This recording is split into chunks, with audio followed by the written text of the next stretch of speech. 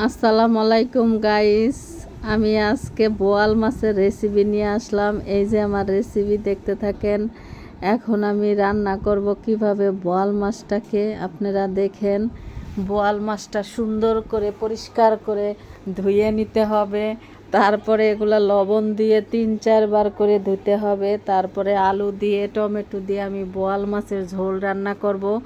এই দেখেন আমার মশলাটা সুন্দর করে কষায়, এখন আমি বোয়াল মাছটাও কষায় নিব।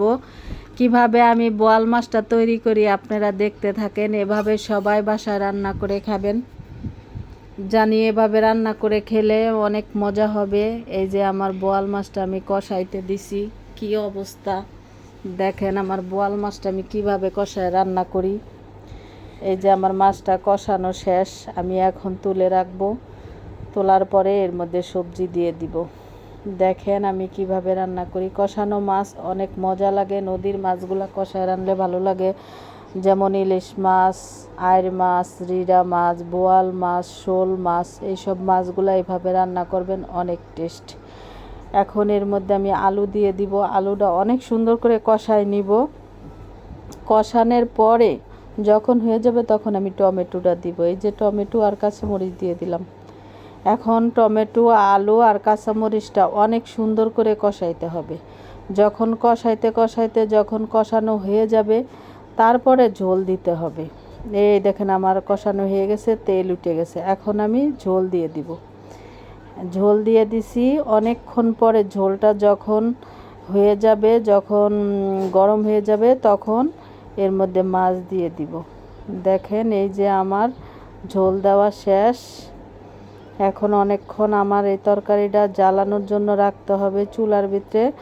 যখন আমার তরকারির হয়ে যাবে, এই যে আমি এখন মাছটা দিয়ে দিব, দেখতে পাচ্ছেন। এখন আমি মাছটা দিয়ে দিলাম। এভাবে সবাই রান্না করে খাবেন। এখন আমি ঢাকনা দিয়ে অনেকক্ষণ রান্না করব। এই দেখছেন এখনও অনেকক্ষণ রান্না করতে হবে, এখনও ঝোল আছে।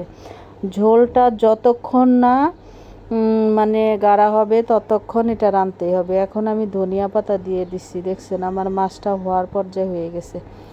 এই যে আমি ধনিয়া পাতা দিছি, ধনিয়া পাতা দেওয়ার পর অনেকক্ষণ মাছটা চুলায় রাখতে হবে। এই যে আমার তরকারির ফাইনাল লুক। কীরকম হয়েছে কালারটা অবশ্যই জানাবেন। যার যার ভালো লাগে এভাবে রান্না করে খাবেন। আর এই বোয়াল মাছটা এভাবে রান্না করলেই মজা লাগে।